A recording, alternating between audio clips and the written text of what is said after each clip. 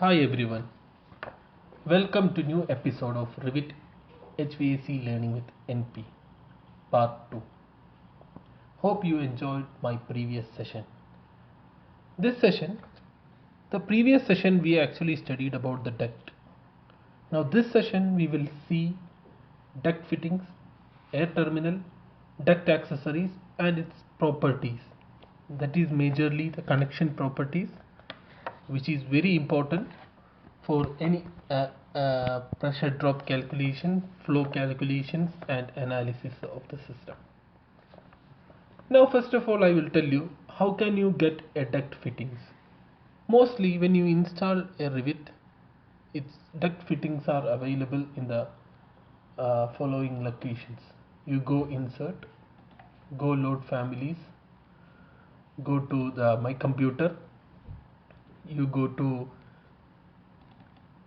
C drive, then you go to project data, Autodesk, you go to RVT 2018, libraries, you will go to metric, you will see duct, and under this you will see the fittings. You will find various types of fittings. See, now in my project I already loaded this duct fittings, which is available here. All this rectangular is available here, you can see it. Now I will show you one of the duct families, fitting family, which is very critical for you in now you in any duct families you will see a connector here. This connector, which is a duct called duct connector. There are different types of connectors in Revit. There is a duct connector, pipe connector, cable tray connector, and there is a conduit connector. Now my point of for this lecture I will teach you something about duct connectors. Duct connector, it is a connector which has properties, different properties actually. This I can explain you in air terminal what is that property important. So in any duct fittings, air terminals or duct accessories, there should be a duct connector in order to connect this duct. Now in fittings, your duct connector, there is a system classification, you need to make it as fittings. Your system classification should be fitting, which is very important. Now another important property you should take care is your part type. You have, this is an elbow, so its part type is elbow. If you go to another fitting like T, let us see it, rectangular T.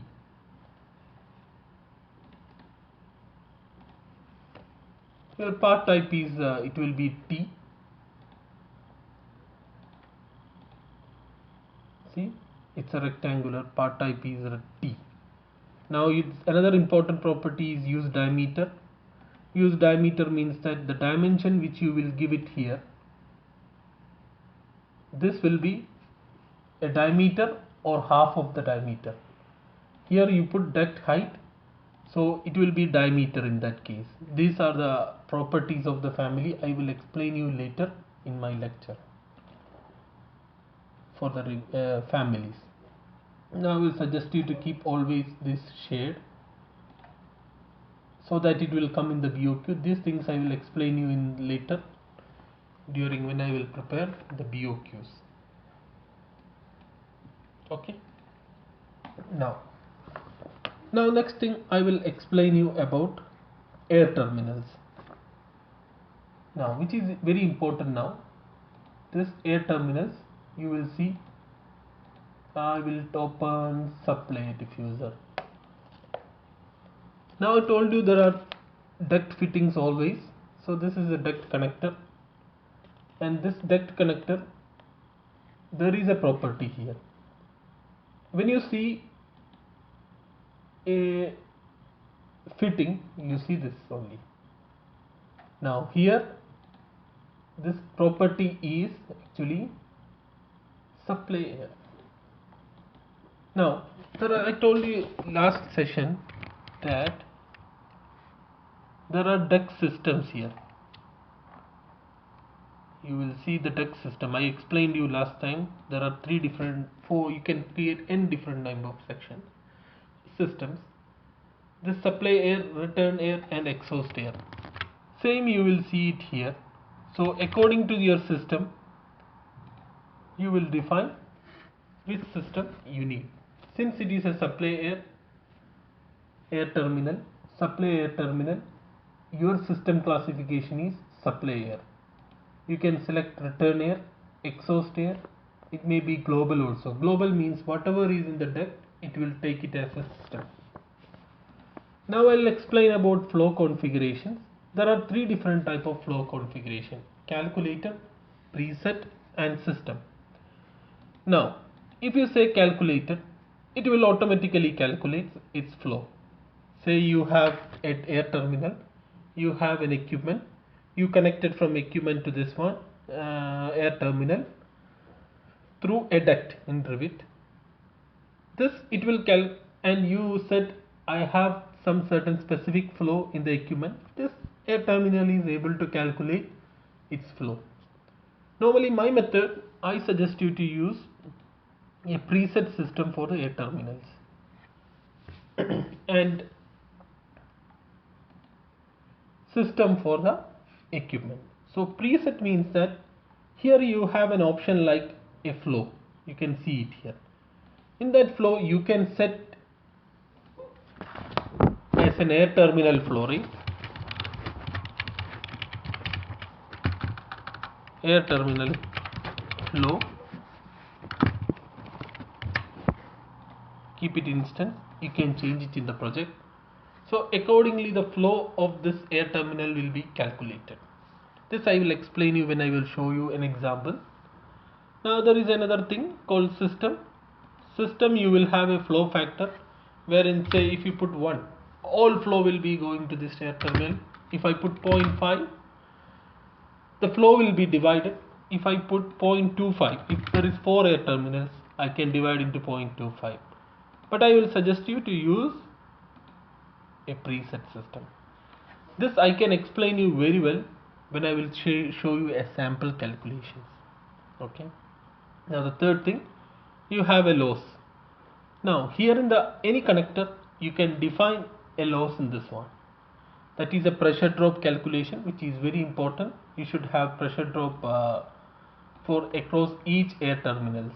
These are properties you can change it in the project also. Now next one I will explain you about duct accessories. There are different type of duct accessories like fire dampers. You have MSFDs, FDs, and you have what you call volume control dampers. In one of them is I can show you here. It is a fire damper. In fire damper,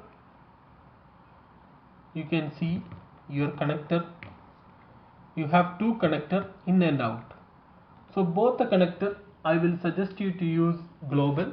Direction has to be bidirectional. That means in out it doesn't matter. Keep it calculated always. So this here, if I keep it calculated, and there was another point, it is link between in and out. Otherwise I will show you later that the flow will not pass from inlet to the outlet or whatever it is. Now you have connection of duct on the both sides. So and whatever is the system, duct system, it will take it as a system and it will show it in the BOQ and everywhere. I will explain you once I will draw it, these points. Now you can put a pressure drop if you need.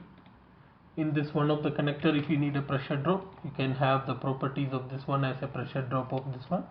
Otherwise you can use ASHRAE in Revit. I will explain you this also later. Okay. Now I hope you enjoyed this session and hope you will put and subscribe for the next videos. This will be coming very soon. Thank you for watching my sessions.